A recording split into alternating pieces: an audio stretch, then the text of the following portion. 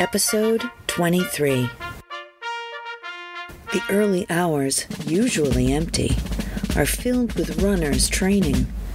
Gaspy season is here. Bunnies freeze.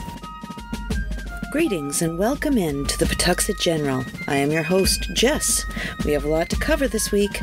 Stuffed quahogs, known around here as stuffies. The drink is a simple margarita and the thrilling continuing reading of The Case of Charles Dexter Ward by H.P. Lovecraft. But first, we here at the Pawtuxet General would like to thank our Patreon subscribers, to whom we are everlastingly grateful and humbled. If you would like to join them, there is a link in the show notes to our Patreon page. Thank you. Now, about these stuffies. This recipe in Rhode Island comes two ways, spicy or mild. Spicy means that charisse has been added. Often stuffies are served with hot sauce and lemon. Use both, that makes it bliss. The term stuffies is Rhode Island short for stuffed quahogs. We have all grown up seeing our parents having stuffies and cocktails. In Rhode Island, every resident is legally able to dig for quahogs 1 peck per person per day. From dawn till dusk, no night digging. For this recipe, you will need 1 Rhode Islander or a license or straw-bought quahogs, 2 tablespoons cornmeal, 1 clam rake or garden rake, 1 peck basket or empty 30-pound onion sack, 1 lemon, juiced, 1 onion, finely diced, 4 ribs of celery, finely diced, 1½ pounds of stuffing mix or 5 cups of breadcrumbs, 1 dozen fresh fist-sized quahogs, 2 cloves garlic chopped fine, 1/2 tablespoon Worcestershire sauce, 2 eggs, 1 tablespoon Italian seasoning, 1/8 of a teaspoon black pepper, 1/4 teaspoon salt, 1 tablespoon cracked red pepper, 1 tablespoon hot sauce, and some paprika for the top. Clam digging is done during low tide, so you have about an hour or 2 to get the job done comfortably. It would behoove you to bring a couple of friends until you feel like you're a pro, so that you can clam fast. Children learn on the wet sand. They dig with their feet until they find what feels like a fist-sized rock, and dig it out with their hands. Adults do the same thing, only with a rake and about 2 feet under the water. I say this because blue crabs move quickly and will pinch your toes if you aren't careful to avoid them. Either put a rock in an empty bushel basket or attach an empty onion sack to your belt. That way you can put the quahogs in the back and they will still be in the water and move with you as well. Nothing is better than quahogs you caught yourself. So fresh, so tender, not to mention how wonderful it is to work up an appetite. Now, let's take these quahogs, fished or bought by you, and put them in a large bowl or pot.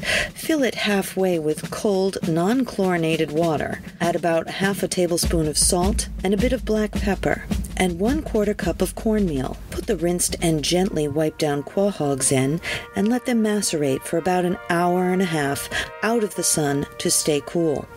After that, remove the quahogs and then dump the water. There should be a little bit of sandy grit at the bottom of the bowl that your shellfish has spat out. Good, nobody likes sandy stuffies. Put them in a pot that has about 3 inches of water in it. Add a bay leaf, a clove of garlic, and a little salt and pepper. By the way, any liquid would do. Wine, beer, cider, chicken stock, fish stock. If you were doing these spicy, you could put your charisse in, cut in half, of course. Cover them until they boil, then take off the top and let simmer, stirring every once in a while until they open. With tongs, take them out one by one as they open, leaving the slow pokes another minute or so. If perchance one never opens, do not eat it or put it in with the others. Just throw it away. I guarantee nothing good will come of further investigation. The best thing would be sand. Every other explanation just gets more grim. This has never happened to me with shellfish that I have dug, but does sometimes happen with store-bought. Anyway, save the liquid. If you pour this out gently, you can keep any sand at the bottom of the pot to be discarded.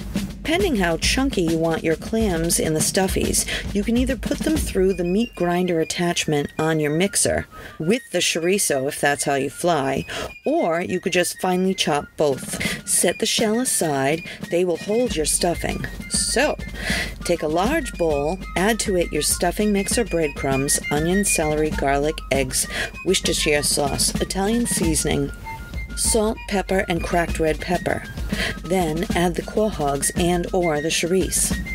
Mix until incorporated.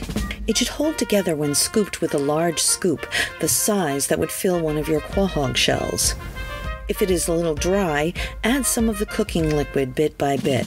Sprinkle paprika over the top, and at this point they can be frozen or baked at 400 degrees for 20 minutes. Served with lemon and hot sauce or a bit of the cooking broth. Enjoy! Tequila, eh? Henry Rico Farden, The Professionals, 1966. Here we are at the beginning of May. Pawtuxet is getting ready to party with our neighbors. Gaspy Day season is here, and we will all need a lovely cocktail in our back pocket to break out at a moment's notice. So let's lay in a couple of bottles and a bag or two of limes and lean in. This is my idea to have ready for the spur-of-the-moment friends. This drink is to be served with stuffies that you have made ahead and froze. While they're cooking, you can start the drinks. Enjoy. Margaritas, Pawtuxet General Style. For our recipe, you will need 1 garnished lime, 1 lime zested and juiced, 2 ounces of tequila, white, 1 ounce orange liqueur of your choice, shaved or crushed ice, 1/2 ounce simple lime syrup. For the syrup itself, you will need 2 cups water, 2 cups sugar, and lime zest. For your garnish salt, kosher is yummy. Let's start with the syrup. So dig this.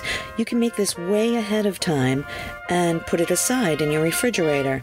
I keep it in a mason jar and it's good for all season. Not that it will last that long. So, 2 cups of sugar and 2 cups of water go into a saucepan. This is not a joke. Simmer them until clear. Then add the lime zest and shut off the heat.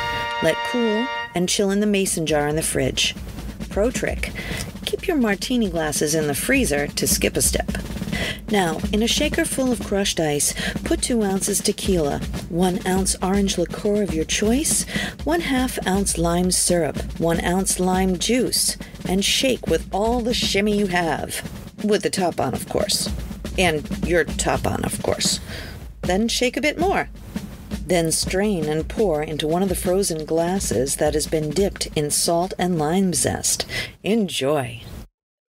I want to tell you about my friend Mike and his Electromagnetic Pinball Museum and Restoration Arcade. It's an all-inclusive place to relax and share anything related to modern pinball, EM pinball, and arcade games. A group of pinball and arcade fans with an addiction to games of all kinds and Lego too.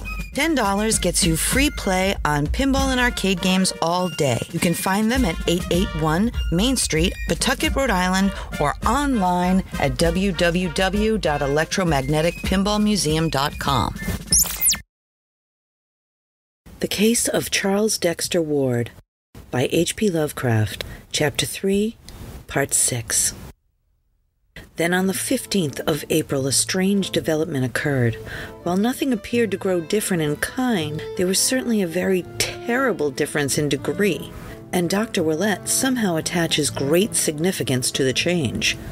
The day was Good Friday, a circumstance of which the servants made much, but which others would quite naturally dismiss as an irreverent coincidence. Late in the afternoon, young Ward began repeating a certain formulae in a singularly loud voice, at the same time burning some substance so pungent that its fumes escaped over the entire house. The formulae was so plainly audible in the hall outside the locked door that Mrs. Ward could not help memorizing it as she waited and listened anxiously, and later she was able to write it down at Dr. Willett's request. It ran as follows. Experts have told Dr. Willett that its very close analog can be found in the mystic writings of Eliphas Levi, that cryptic soul who crept through a crack in the forbidden door and glimpsed the frightful vistas of the void beyond.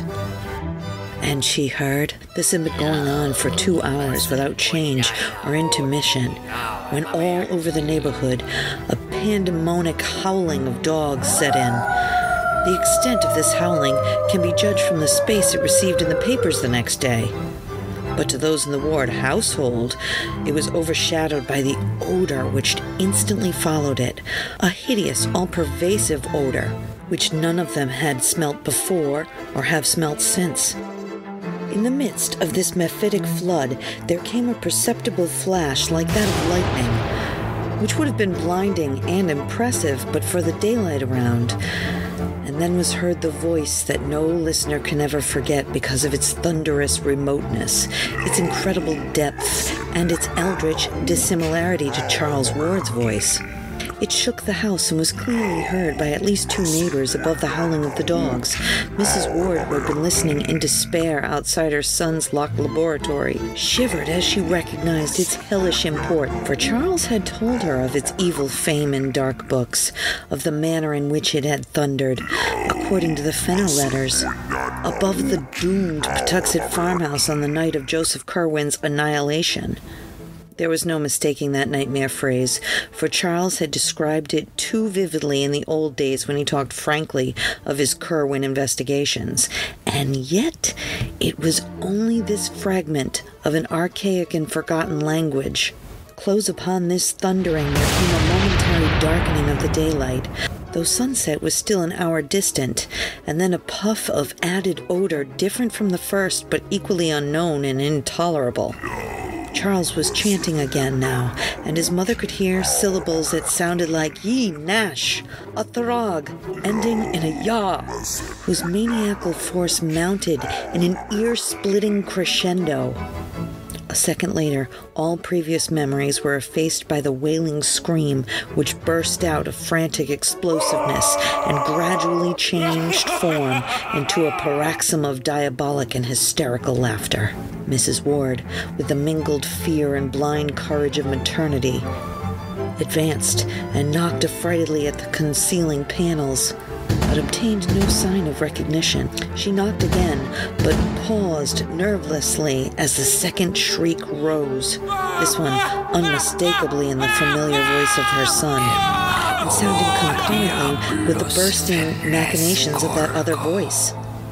Presently she fainted, although she is still unable to recall the precise and immediate cause. Memory sometimes makes merciful deletions. Mr. Ward returned from the business section at about 6:15, and not finding his wife downstairs, was told by the frightened servants that she was probably watching at Charles' door, from which the sounds had been far stranger than ever before. Mounting the stairs at once, he saw Mrs. Ward stretched out at full length on the floor on the corridor outside the laboratory, and realizing that she had fainted, hastened to fetch a glass of water from a bowl set in a neighboring alcove. Dashing the cold fluid in her face, he was heartened to observe an immediate response on her part, and was watching the bewildered opening of her eyes when a chill shot through him and threatened to reduce him to the very state from which she was emerging.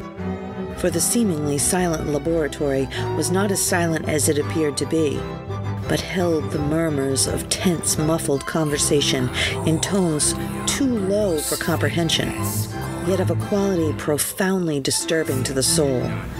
It was not, of course, new for Charles to mutter formulae, but this muttering was completely different.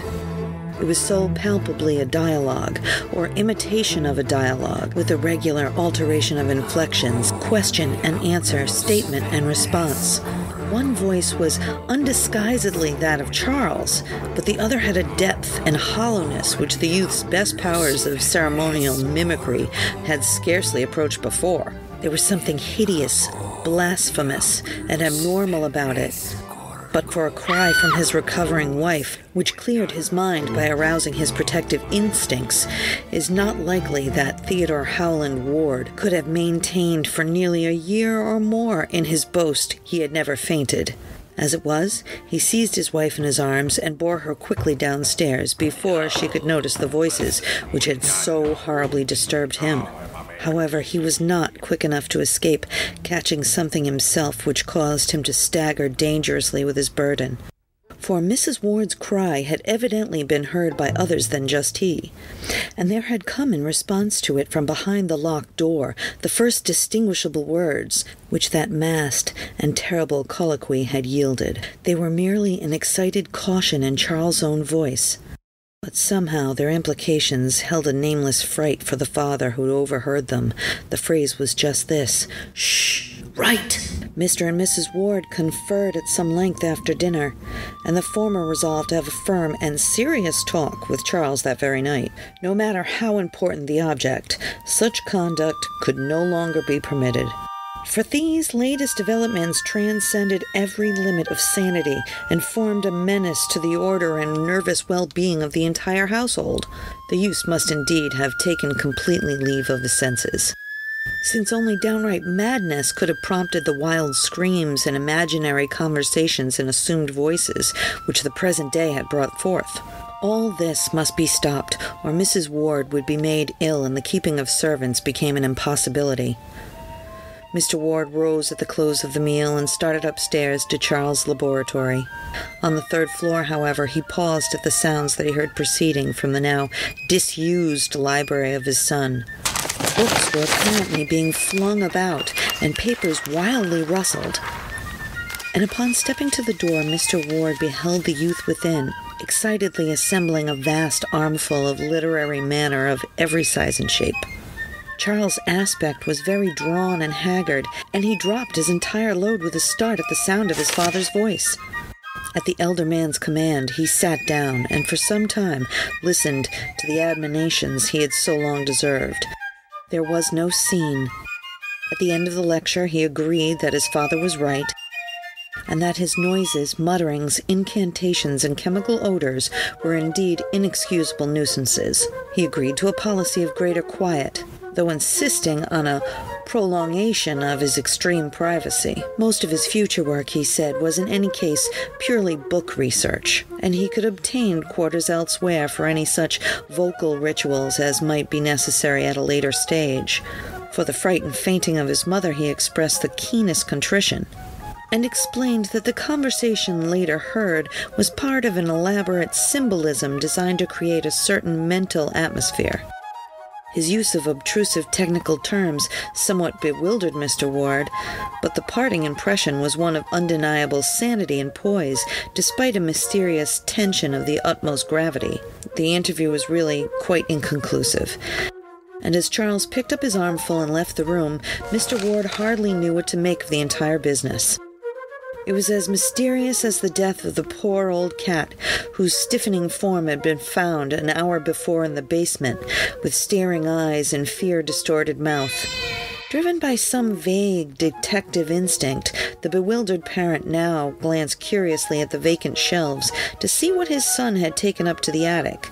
The youth's library was plainly and rigidly classified, so that one might tell at a glance the books, or at least the kind of books, which had been withdrawn. On this occasion, Mr. Ward was astonished to find nothing of the occult or the antiquarian. Beyond what had been previously removed was missing. These new withdrawals were all modern items: histories, scientific treatises, geographies, manuals of literature, philosophic works, and certain contemporary newspapers and magazines. It was a very curious shift from Charles Ward's recent run of reading, and the father paused in the growing vortex of perplexity and the engulfing sense of strangeness. The strangeness was a very poignant sensation, and almost clawed at his chest as he strove to see what was wrong around him. Something was indeed wrong, and tangibly as well as spiritually so. Ever since he had been in this room, he had known that something was amiss, and at last it dawned upon him what it was. On the north wall rose still the ancient carved overmantel from the house on Olney Street, but to the cracked and precariously restored oils of the large Kerwin portrait, disaster had come. Time and unequal heating had done their work at last, and at some time since the room's last cleaning the worst had happened. Peeling clear of the wood, curling tighter and tighter, and finally crumbling into small bits. With what must have been malignly silent suddenness, the portrait of Joseph Kerwin had resigned forever Its now staring surveillance of the youth it so strangely resembled, and now lay scattered on the floor as a thin coating of fine bluish-gray dust.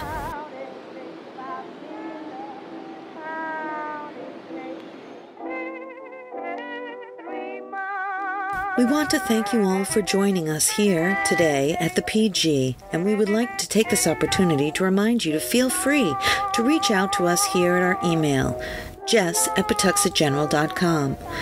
We love your recipe suggestions, and well, you know how we feel about ghost stories. Think about booking us for a food presentation or podcast-related event. But until then, I'll meet you right back here at the Pawtuxet General. A Something for Posterity production. Pre-recorded in Pawtuxet.